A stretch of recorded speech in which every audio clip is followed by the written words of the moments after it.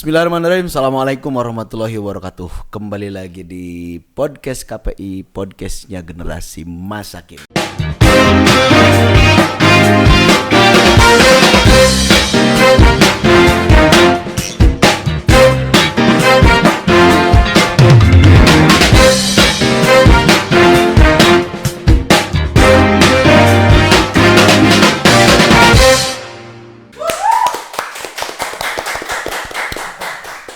Oke teman-teman, hari ini kita punya tamu spesial. Tamu spesial yang jauh-jauh kita datangkan dengan jadwal beliau yang sangat padat. Tapi sekarang bisa hadir di podcast KPI. Tentu ini sangat spesial dan harus teman-teman tonton. Ada Bang Bahrawi. Oi. Apa kabar Bang Bahrawi? Alhamdulillah sehat. Beda lihat Bang Bahrawi ya. Aduh segar, orang tuh segar. Oke, Bang Bahrawi, apa kabar? Alhamdulillah baik. Baik ya, sehat ya. Sekarang sehat. masih sibuk ya, masih sibuk. Ya, ada beberapa agenda memang harus kita turun. Kejar. Turun. Ya. Alhamdulillah. Teman-teman harus tahu Bang Bahrawi ini memang ini alumni ILM Suryalaya. Jadi asli alumni ILM Suryalaya. Sebab memang sekarang Bang Bahrawi di kita itu kan memang sedang banyak nih yang nyebut-nyebut nama Bang Bahrawi. Ada lagu Bang Bahrawi juga sekarang yang berkembang itu. Ada itu anak-anak KPI itu yang nyiptain sama anak STI ya. Aduh, Cepi sama Kamel itu yang nyiptain. musisi Latifah terbaik hari ini. Aduh, emang ya? Emang ya? Iya. Jadi sekarang orang banyak bertanya juga. Siapa sih Bang Bahrawi gitu. Nah, maka sekarang alhamdulillah Bang Bahrawi bisa hadir di sini. Kita nanti akan ngobrol-ngobrol. Terutama saya mungkin Bang, saya juga baru ketemu langsung sekarang. Kita sama-sama alumni juga, alumni MA Serba Bakti juga. Sama saya juga. Jadi Bang Bahrawi ini memang dari sejak Aliyah atau MTS Bang? Sanawiyah. Oh dari Sanawiyah ya. Jadi tahun berapa itu kesini? Tahun 94-95. 95 udah di sini, wah luar biasa. Jadi keikhwanannya pun sudah tidak bisa diragukan.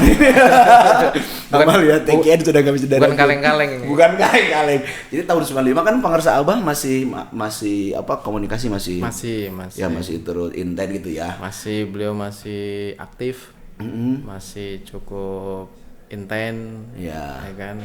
Kadang suka ke kampus dulu kan, suka kontrol ya, ngelihat kampus, situasi kampus masih. 95 kampus juga udah ada kan ya? Udah. Kampus itu tahun 86 kalau nggak salah. Iya. 89 ya antara 86 kalau nggak salah ada berdirinya kampus ini. 95 berarti masuk Sanawiyah. Tinggal saya tuh kalau Sanawiyah dari 94. 94. Nah, 95 itu kelas 2. Saya masih SD Bang, 94 Bang. Tapi jika gelut. Bedanya saya dengan Bang Bahrawi ini beda nasib sebenarnya teman-teman, beda nasib.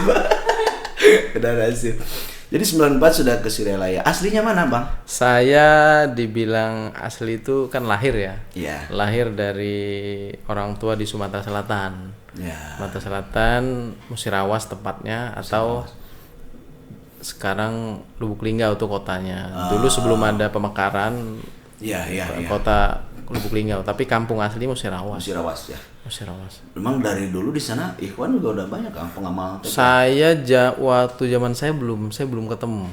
Oh. Jadi Ikhwan TKN di Suryalaya itu saya ketemu ketika sudah di sini, ada alumni sini yang meneruskan di sana di Musirawas di Linggau yang melanjutkan kegiatan-kegiatan rutin kan. Yang di sini biasa. Karena saya kan pulang kan sekali-kali, memang nggak menetap, menetap. Nah, jadi ketika masuk Suryalaya, Sanawiyah, lanjut Aliyah, lanjut kemudian Latifah, jadi full. Pasca itu pun jadi aktivis kan, mahasiswa jadi aktivis di Tasik, kemudian lanjut Jakarta sama sekarang. Jadi ke Musyawarah sudah jarang ya? Iya. Terakhir kali ke sana? Terakhir kali kemarin kan ziarah aja. Ziarah. Ada berapa bulan lalu ziarah. Orang tua dua-dua sudah nggak ada kan. Oh iya. Udah praktis sudah nggak ada. Berarti memang alasan dulu Sanawiyah ke sini bukan karena dorongan sebagai ikhwan di sana ya? Bukan. Bukan ya? Bukan. Itu memang orang tua dulu. Orang tua dulu inisiatif pengen cari pesantren. Pada waktu orang tua saya kan masih jadi DPRD sana kan. DPRD sana, ada kunker ke Jawa Barat, terus ketemu keluarga di Bandung, diajaklah ke sini. Nah pada waktu itu lagi heboh-heboh tentang Pak Harto mau ke sini kan. Oh iya. Waktu itu kan. Beliau ke sini tahun 95 ya? 95 ya? Umurnya udah di sini berarti ya? Ya betul gitu. Pada waktu itu jadi ya udah, memang kakek saya kan memang ulama di sana kan. Kakek saya kan merantau sampai ke Malaysia, sampai ke luar lah. Pengen ada salah satu cucunya yang masuk pesantren. Bahkan motivasi terbesar itu dari kakek sebenarnya. Suruh saya pergi-pergi dari kampung. Kakek saya itu kan dulu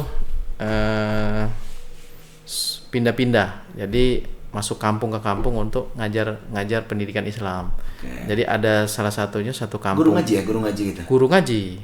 Pesantren juga, punya pesantren juga atau? Enggak. Kakek saya ini keliling. Bermukim di satu tempat, ngajarin ngaji sampai orang tua, nanti pergi dia pindah lagi. Iya. Makanya pernah saya datang satu kampung. Ketika saya datang satu kampung itu, walaupun kakek saya sudah meninggal dari tahun 70-an, ternyata masih dikenang. Dibilang kita nih belajar tahu alif bata dari kakek itu, dari Ustadz Ibrahim katanya. Akhirnya saya disambut di masjid, dikumpul satu kampung gitu. Nah, jadi ke pesantren terutama merantau ini motivasi terbesar harapan kakek saya. Kakek saya minta, karena dari beberapa cucunya nggak ada yang melanjutkan pesantren. Itu sih sebenarnya awalnya ya 94.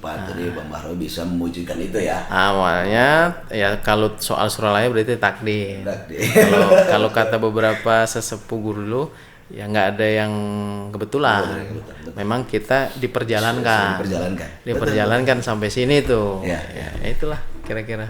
94 masuk sini. Wow, sekarang kalau Bang Bahrawi lihat 94 sama sekarang bener-bener pangling banget ya Suralaya ya? Ya jauh lah. Suralaya banget. banyak berkembang kan. Terutama dari tentang pendidikannya, tentang fasilitasnya. Betul. Baik perkembangan lain lah sangat. Ya, betul. Memang kan semenjak memang Pangarsa Abah Anom memimpin pesantren juga, beliau memang dalam segala hal lah beliau siapkan segala hal ya. Memang sudah siap. Sanawiyah dulu kan masih kayu-kayu kan. Tapi tetap di sana tempatnya ya? Di bawah. PLK itu? PLK ya? Masih kayu, masih bolong-bolong. Alia juga sama. Alia di sana juga dulu ya? Sempat sana sebelum pernah kesana sebentar, terus ke ini tempat gedung yang depan Asrama Putra yang kayu juga. Alia terus ya kayak asrama lah Alia dulu. Iya betul. Kayak asrama yang dulu bukan sekarang. Saya 2004 kan kesini Bang. 2000. Abang 2004 udah selesai kuliah kan? Udah selesai kuliah ya 2004 ya. 2004 ke sini saya sering main ke asrama itu, memang masih kayu itu. Itulah itu yang pertama. Itu pun udah berapa kali renov sebenarnya. Iya, itu udah mewah mungkin itu ya. Udah mewah. Yang sebelumnya masih masih kayu banget gitu. Kita lahir dari itulah. Betul. Dari lingkungan itu, dari suasana begitu kondisinya. Iya. Dan bisa dibilang saya ini 100% produk madrasah. Madrasah Sanawiyah, Madrasah Aliyah. Produk Suryalaya lah itu. 100% produk Suryalaya. Betul. Pendidikan berarti hampir 6-10 tahun lah kalau formalnya kan, itu formalnya ya. Dari mulai MTS, ya Sanawiyah, Aliyah, lalu perguruan tinggi kan 4 tahun ya. Iya. Hampir 10 tahun. Dari tahun 94 mulai ke sini. Dan setelah itu langsung kuliah juga di Fakultas Syariah. Ini Fakultas Syariah kan ya? Fakultas Syariah. Ini teman-teman Syariah juga wajib nonton ini podcast ini ya. Nanti Fakultas Syariah, beliau ini alumni dan pernah beberapa kali beliau juga diundang kan dalam acara kemarin-kemarin kan? Ya. Ada acara saya mantan juga. Ketua Senat Mahasiswa Fakultas Syariah. Anak BEM. Sekarang Dema sekarang. Sekarang anak Dema. Jadi memang benar-benar aktivis dari dan tadi juga kan kalau kata orang tua pun kan beliau DPRD juga kan, artinya memang orang tua saya itu guru. Sebenarnya guru aslinya. Iya. Guru. Nah, dengan guru dulu kan juga ya Golkar kan. Iya. Zaman orang tua saya dulu terakhir semacam dui fungsi. Ya. Kan ada dui fungsi ABRI Ya. antara tugas-tugas militer dengan politik. Nah ini Ya. dui fungsi antara PNS dengan partai politik. Nah. Zaman itu terakhir. Nah jadi ketika bapak saya menjabat sebagai anggota DPR, saat bersamaan dia masih status menjadi guru, kepala sekolah, kepala sekolah aktif. Jadi selesai DPR tetap melanjutkan karir gurunya di dinas pendidikan. Nah itu. Iya. Itu terakhir. Jadi kalau orang Sunda bilang mau bang ayat tereh gitu. Ayat tereh itu namanya. Gitu. Kemana memang bahasa Indonesia naon. Jadi memang ya ada darah lah, ada darah memang dari atasnya sehingga Bang Bahrawi sampai sekarang menjadi seorang aktivis dan sekarang maju akan menjadi anggota dewan. Wih. Dan besok kita doakan. Nah, betul.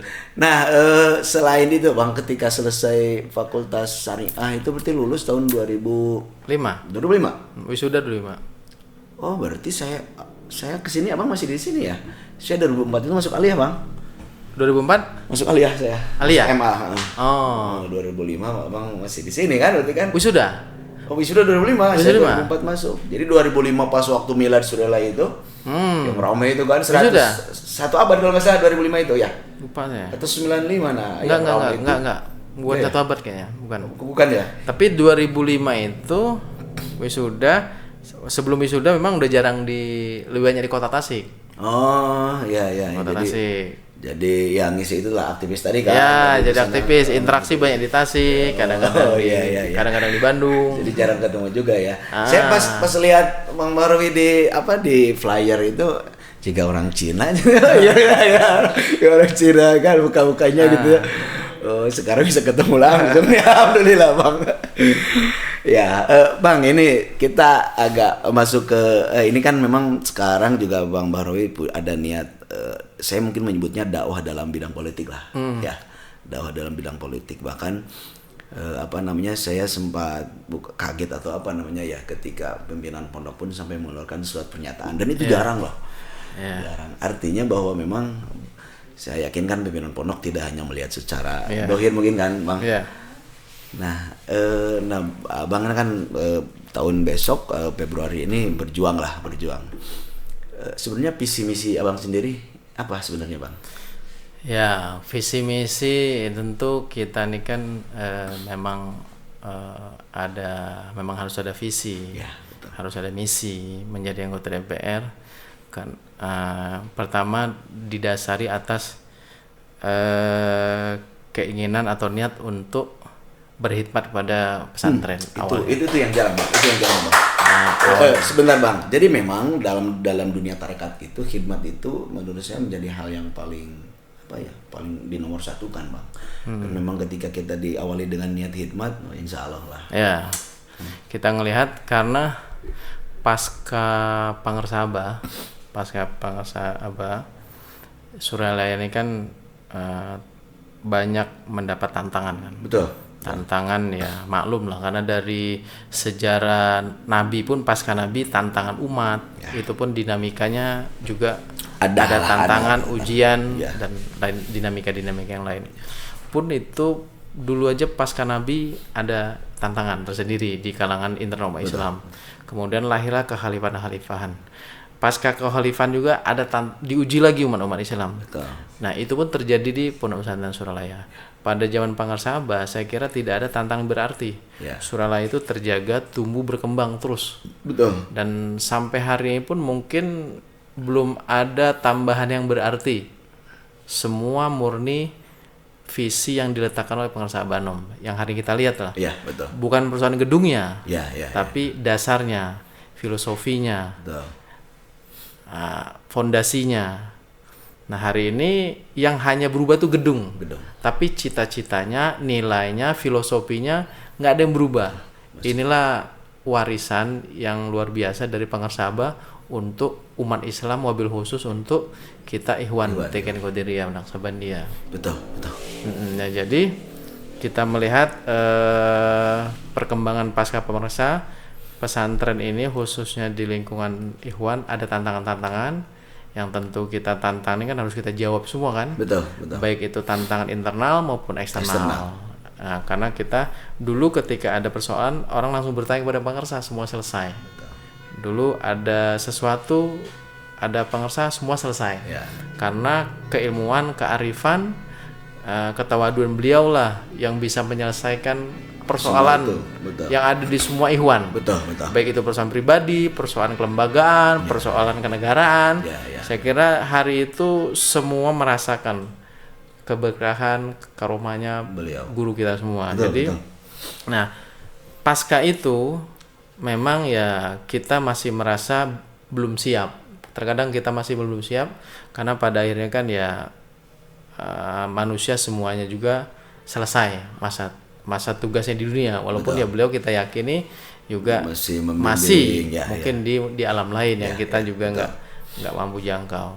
Nah, tugas-tugas kewalian beliau juga mungkin sudah di dimensi yang berbeda. Nah, tapi yang tugas-tugas yang kasat mata ini harus menjadi dohirnya tanggung jawab kita bersama. Betul. Sebab ini menjadi kekuatan kelembagaan Suryalaya yang jadi uji. Apakah Suryalaya pasca pengersa ini masih solid, masih kuat hubungan keikhwanannya, kekeluargaannya, ikatannya masih kuat apa tidak? Nah dinamika ini kan bisa kita lihat lah tantangan selama ini. Ya kita hargai memang kalau misalnya ada perbedaan, tapi substansinya kita yang masih sadar di Suryalaya mesti menjaga wasiat beliau, mengamankan, melestarikan, mengamalkan, melestarikan warisan-warisan, terutama warisan soal peradaban. Ini karya legacy yang luar biasa. Nah, saya bukan lahir dari sini, tapi saya ada produk ideologis ini, gitu. Jadi saat memahami lah, saya mungkin tidak semua orang ikhwan memahami tentang kesuryalayaan, tidak semua orang. Nah, ya 10 tahun dulu dengan saya juga bukan santri yang baik-baik, enggak, tapi bergelut di sini tuh ternyata memperkuat karakter saya, memperkuat kesuryalan saya, bahwa legacy warisan peradaban yang diwariskan oleh pengersa Bandung luar biasa. Ya kita ya sulit lah menyamakan, apalagi merubah gitu sebuah mahakarya besar ini kan, tentang Suryalaya ini. Ini kan mahakarya kalau saya katakan. Kan sebuah mahakarya tentang visi pendidikannya, visi keilmuannya, visi ketarekatannya. Ini kan saya lihat belum ada yang sevisioner pengersa Abah. Banyak sufi, banyak kiai yang masih belum lengkap lah. Nah, saya pikir pengersa Abah ini sufi yang komplit dalam melihat dunia ini. Seimbang, beliau tidak hanya tentang sufi yang memberikan keseimbangan yang lengkap. Betul. Jadi kalau dulu orang menganggap sufi ini terisolir, harus di gunung, menyendiri, ya kan? Iya, betul. Nah, tidak berbaur, tapi Abah Ano membuktikan itu enggak. Sufi yang benar itu membaur, berada di keramaian, tapi tidak menghilangkan identitas kita, tidak menghilangkan kita hubungan kita dengan Tuhannya. Ya, saya ingat ada istilah bahwa dunia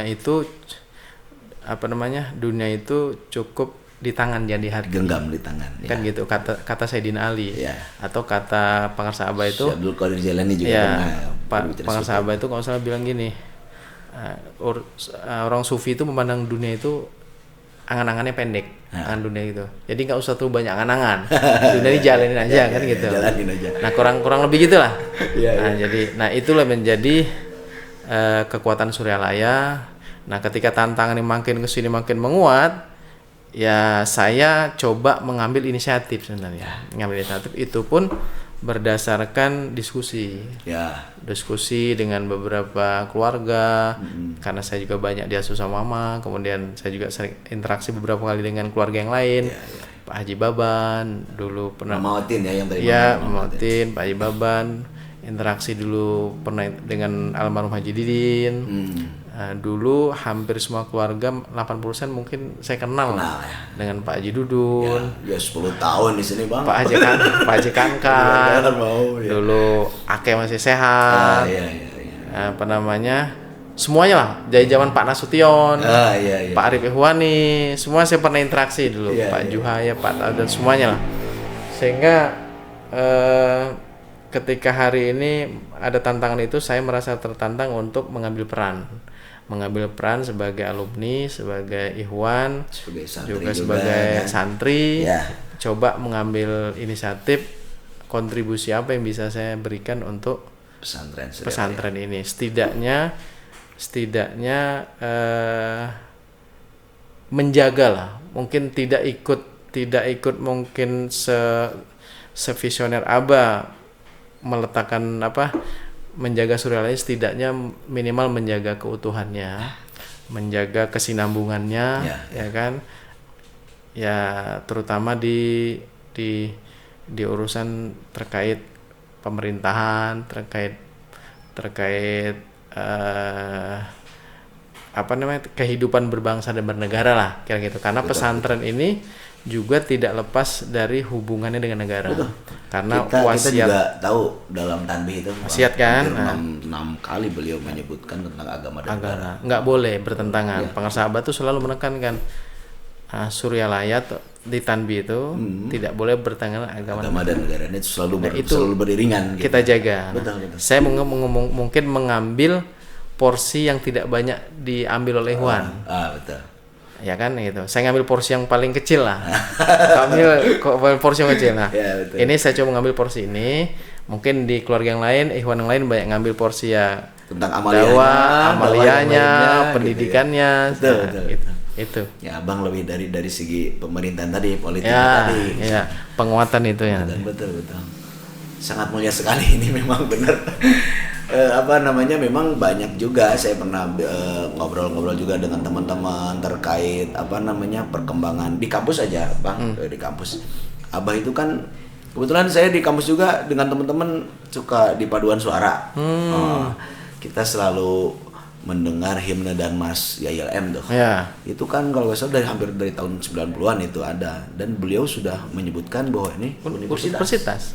Universitas Latifah Barokah kan, dan itu cita-cita mulia beliau yang memang belum terwujud. Tadi ini PR kita lah, kita PR Ikhwan ini gitu ya. Betul. Dan juga ada beberapa tahun ini juga itu sebenarnya sudah diusahakan, tapi tetap akhir-akhirnya ya belum. Ya mudah-mudahan nanti Abang bisa mewujudkan itu, Bang. Ya insya Allah itu menjadi tugas utama. Betul. Karena itu kan saya bilang tadi. Ini kita tinggal melanjutkan. Hal yang sedikit lagi cita-cita atau keinginan Pangarsa Abah ada universitas. Itu kalau nggak salah dulu ulama namanya, kok saya dengar segelintir ya. Itu ulama. Namanya ulama. Itu Universitas Latifah Barokah. Kan keren kan? Dan ini beliau sudah sebutkan dulu, Bang, ya kan? Visioner beliau itu seperti itu kan? Jauh sebelum kita menyadari. Betul. Ini sudah mengatakan Universitas Latifah Barokah ulama. Mudah-mudahan terwujud ya, Bang. Ya mungkin kalau belum terlaksana oleh pendahulu senior sesepuh, ya mungkin ini menjadi tanggung jawab saya lah, selesai di saya lah, insya Allah. Amin. Kita santri semuanya mendoakan itu, Bang. Kita mendoakan itu. Semoga memang terwujud ya, wasilahnya Bang Bahrawi gitu. Ya, amin. Nah, terkait apa, Cep? Enggak apa-apa, masuk. Biar segar santai. Segar. Guys paling santai. Atur nuhun. Jadi ini variasi ya. Oke. Sekarang ini Bang Bahrawi ini masuknya di Dapil 11 ya? 11, Jabar 11. Jabar 11 itu kota Tasik, Kabupaten Tasik, dan Garut. Kabupaten Garut. Ya, tiga dapil ini. Sampai saat ini apa aja yang sudah dilakukan, Bang? Sampai ini kan kita berarti hampir sebulan lagi, Bang, ya? Ya, ini kan 14 Februari, sekarang udah tanggal 23-24. Ya, 2 bulan kurang ya.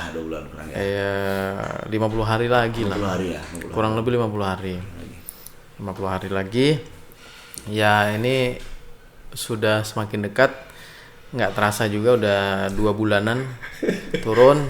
Ya mau nggak mau kita mesti menjemput kan aspirasi di masyarakat kan. Betul. Karena kita bukan caleg yang hanya duduk dan nunggu mukjizat. Kan gitu. Lalu yang maksimal juga gitu, yang turun lapang. Jadi ikhtiarnya, syariatnya harus. Ya, betul. Mau jadi wakil rakyat, menjadi anggota DPR ya harus minta dukungan pada pemilik suara. Betul, kan betul gitu. Lah. Karena suara ini dalam angka TPS tidak ujuk-ujuk turun dari langit kan. Juga itu kan punya masyarakat. Nah, ya 2 bulan terakhir ini dalam rangka silaturahmi, sosialisasi, dalam rangka menyampaikan maksud itu. Alhamdulillah, walaupun nggak bisa menjangkau semuanya, ada 90 kecamatan, kemudian ada 820-an desa, ada 15.300 sekian TPS. Jadi ada harus hafal sampai ini. Ada 3,7 juta orang ya. DPT. Dari 3 dapil. Iya, 3 dapil DPT 3,7 juta. Jadi ada 10 kursi. Ya, itulah karena syarat harus duduk DPRD kan harus memenuhi rasio kecukupan kursi kan. Iya. Nah, rasio kecukupan kursi itu 10 kursi. Dari 10 kursi yang tersedia ya kita memperebutkan satu kursi kan. Atau kalau untuk secara partai Golkar sendiri menargetkan 2 kursi. Menargetkan Golkar 2 kursi. Ya saya ikhtiar untuk memenuhi kursi itu, memenuhi. Gitu. Mudah-mudahan perjuangan yang berat tapi insya Allah lah berakhir dengan indah. Amin. Ya jadi 3 dapil ini juga terbilang luas juga Bang ya. Sangat luas. Garut itu kan dari utara Malangbong sampai ke ujung sana Palembang. Aduh. Seharian capek banget gitu. Enggak makan keburu sehari. Enggak keburu. Kan Bang juga selain sekarang kerjaan atau gimana Bang? Aktivitas kerjaan masih jalan. Saya di Jakarta saya swasta. Karena dulu kita syariah ini dituntut untuk berswastaria. Dituntut jadi catat nih fakultas syariah nih. Saya dulu memang dari awal memang tidak dituntut untuk menjadi pegawai. Jadi kita selalu ditantang, di-challenge untuk menjadi wira swasta. Kan untuk jadi entrepreneur atau dunia profesi yang lain. Jadi makanya dulu saya setelah tamat kuliah nggak pernah berpikir mendaftar sebagai PNS. Ya, saya coba mengambil tantangan itu. Ya alhamdulillah memang di dunia wira swasta ternyata lebih enjoy lah dibanding di dunia PNS lah ternyata. Betul. Yang saya dulu ada ketakutan pasca kuliah, kita nggak jadi PNS nanti bingung mau ngapain, ternyata nggak, biasa aja. Makanya saya pesan kepada adik-adik Suryalaya dan Alia ya nggak perlu khawatir lah, nggak perlu hidup ini harus ditargetkan menjadi pegawai. Karena dunia usaha, dunia kerja, dunia kreativitas tuh terbuka lebar di mana banyak banget, melimpah sekali. Ya, tergantung kitanya kan Bang. Tergantung kita mau apa enggak gitu. Ya betul. Mau apa enggak gitu. Mau mengambil inisiatif itu apa enggak. Nah, kuncinya situ. Enggak, karena negara ini tidak bisa mengakomodir semua rakyat menjadi pegawai negeri. Betul. Sekuat-kuat perusahaan nggak mungkin juga ngambil semua orang jadi pegawainya. Kan gitu. Nah, jadi kalau saya sih mendorong motivasi teman-teman mahasiswa, jadilah insan kreatif aja. Kan toh yang kita cari ini kan bukan pekerjaan sebenarnya, kecukupan. Kan gitu. Yang kita cari kan kecukupan. Kan pekerjaan itu kan tidak menjamin kecukupan. Kan gitu. Yang kita cari kan penghasilan. Sumber penghasilan itu dari mana-mana. Jadi sumber penghasilan itu tidak dari pegawai negeri, tidak dari jadi staf ini, pegawai ini, kerja ini enggak. Luas banget. Kan Nabi Muhammadnya mencontohkan. Betul. 9 dari 10 pintu rizki itu adalah dagang. Nabi itu kan dari umur 12 tahun kan sudah menerima. Itu kan contoh. Ya, betul. Ya kalau kita umat Islam masa kita nyontoh yang lain? Betul. Kan itu. Toh pengarsa Aba pun nggak pegawai negeri. Ya, betul. Kan gitu kan? Betul. Pengarsa Aba bukan pegawai negeri. Nggak pernah melamar jadi pegawai orang. Tapi kan bisa menghidupi banyak orang. Betul. Nah, artinya itu inspirasi. Jadi terutama Ikhwan Suryalaya, ya contohlah orang-orang mulia itu. Betul. Nabi Muhammad, guru-guru, pengarsa tidak pernah mau jadi pegawai negeri. Bahkan saya dengar keluarga pun nggak boleh jadi pegawai negeri. Betul. Itu kan memotivasi bahwa kader Suryalaya, apalagi yang sudah talqin zikir, ya mesti lebih kuat daripada kader yang lainnya. Betul. Itu ada nilai keberkahan yang nggak ada di tempat lain. Itu hanya ada di Suryalaya. Jadi nggak perlu khawatir gitu. Harus mau kerja nanti takut nggak hidup, takut ini. Nggak jadi PNS orang hidup. Itu buang jauh-jauh. Ya, itu betul. penyakit menurut saya. Itu penyakit di kepala itu. Dan ini udah dibuktikan langsung kan, banyak orang juga kan gitu yang seperti itu. Dengan tidak jadi pegawai negeri pun mereka hidupnya bahkan kalau tadi lebih dari kecukupan malah.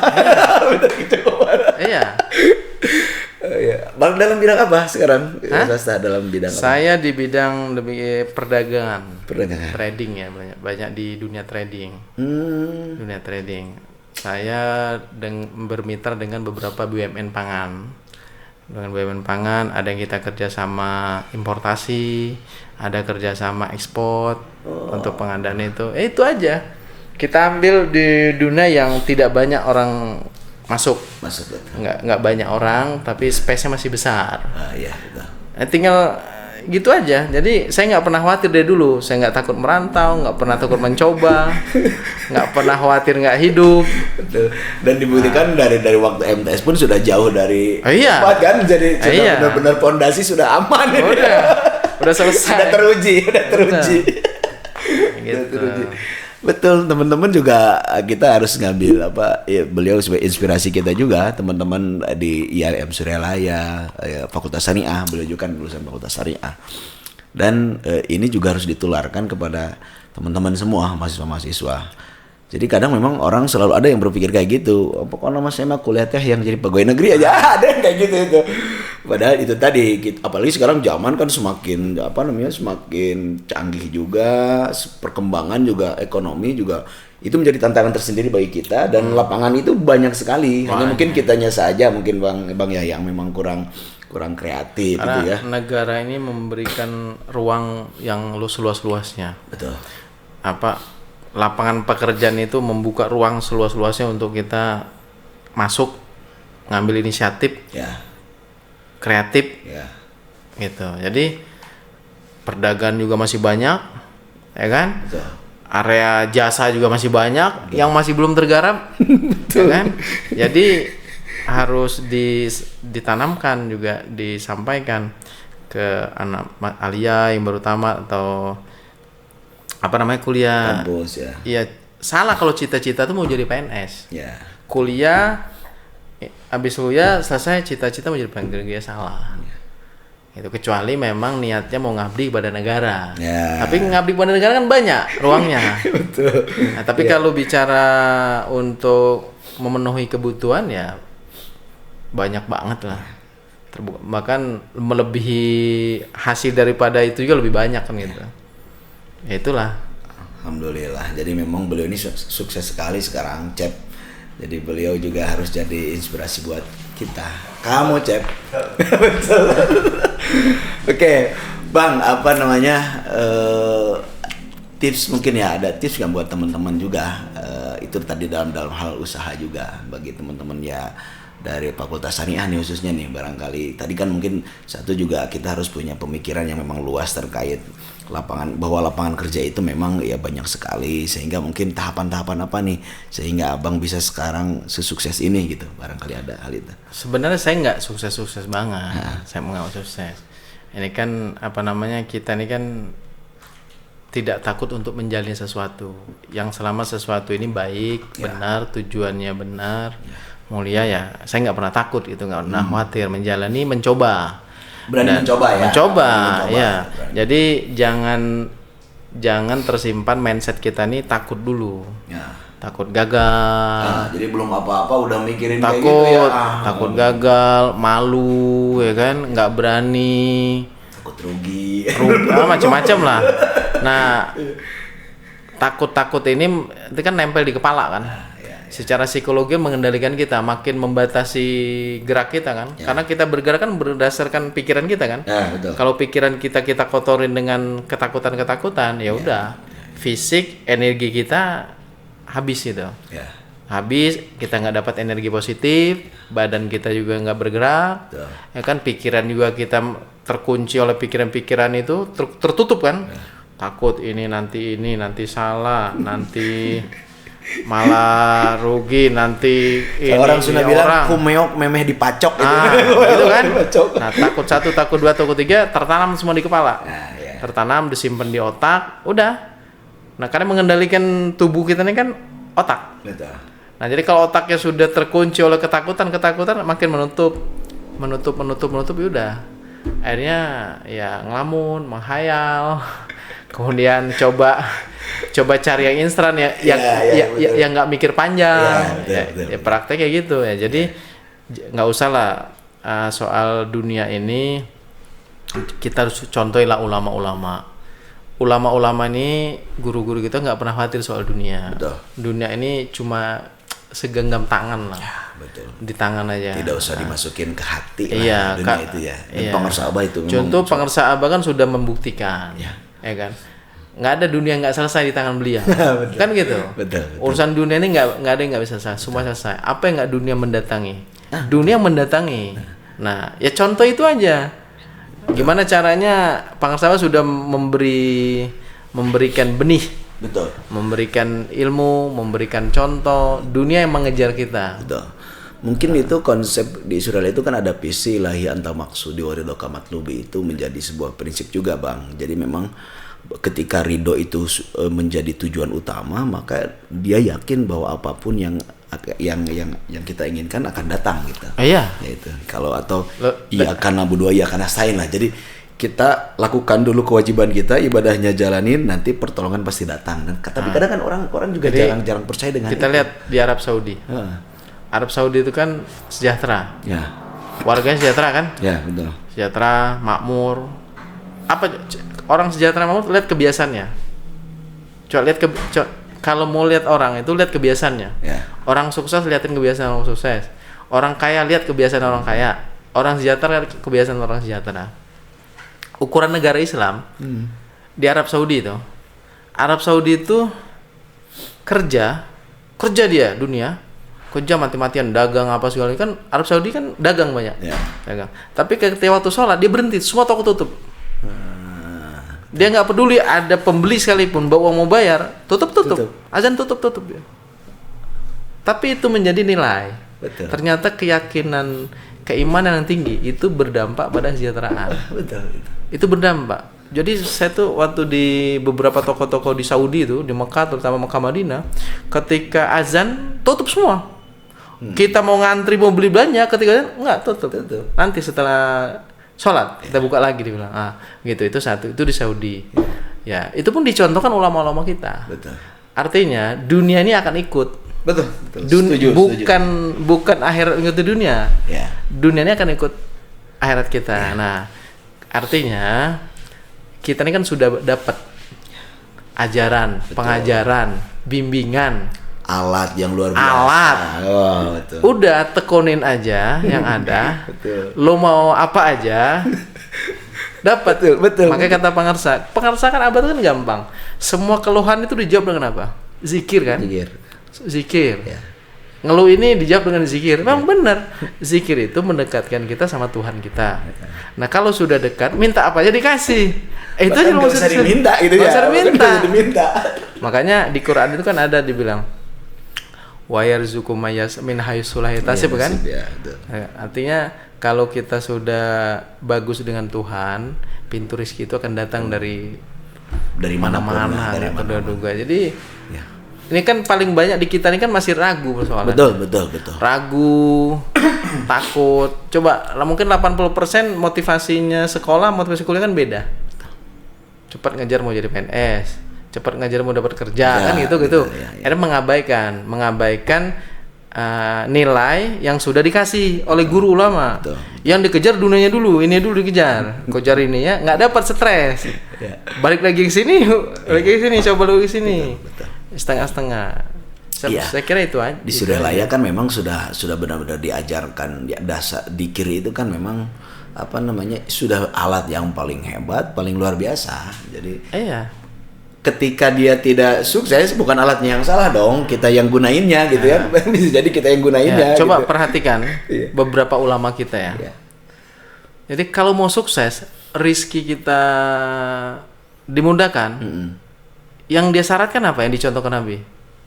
Bukan kerja 24 jam. Di waktu tertentu banyak istighfar. Ya kan? Betul, waktu tertentu. Betul. Kedua, baca sholawat. Nggak ada yang tambah modal. Nggak ada yang lobby, ya kan?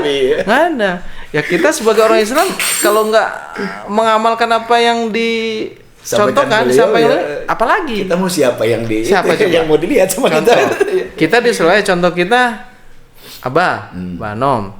Orang Islam contoh kita Nabi Muhammad. Ya, betul. Semua nabi-nabi nggak ada yang jadi pekerja. Betul.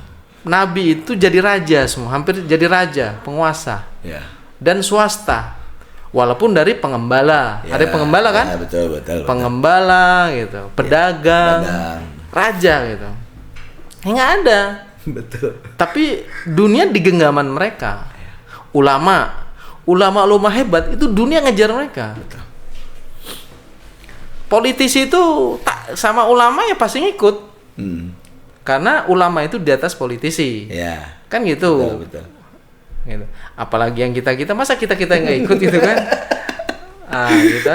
Ya role modelnya memang sudah ada gitu. Tinggal kita aja. Beruntung lah orang-orang kuliah sekolah di Suryalaya. Sangat beruntung. Ya kan, dengan sudah ada, insya Allah dengan ini juga motivasi saya nggak banyak, itu aja. Karena yang saya jalan itu. Ya betul. Karena apa, Pak Dudi? Saya ini tidak pernah menjadikan ijazah kuliah di Suryalaya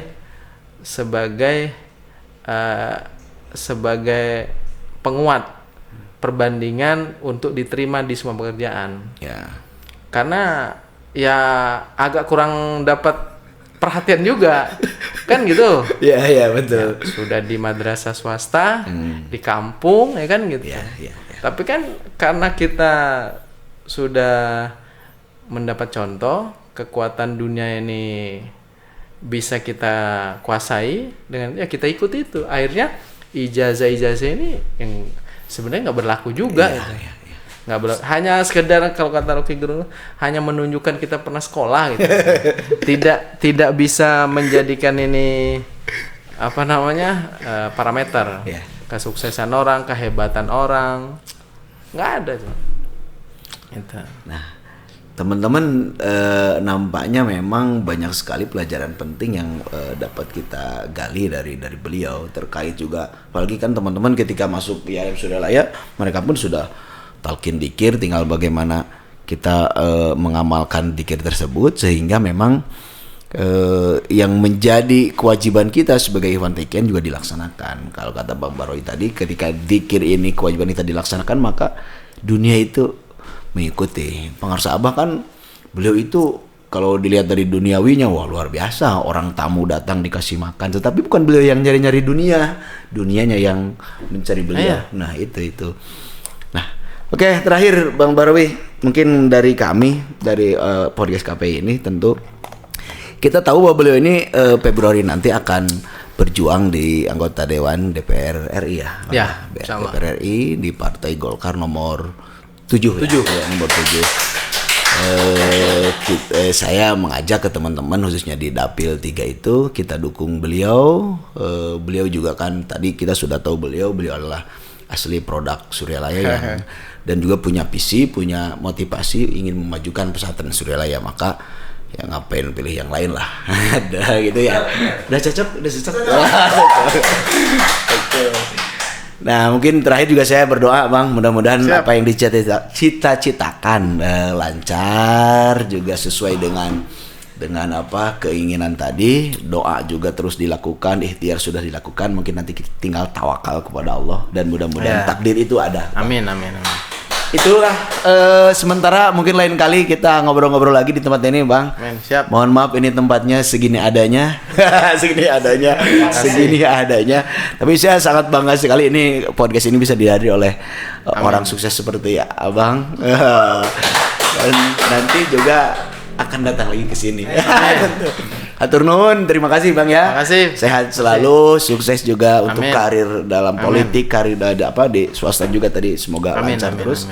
Hatur nuhun, sampai jumpa di waktu yang lain dengan saya Dudin Samsudin. Assalamualaikum warahmatullahi wabarakatuh.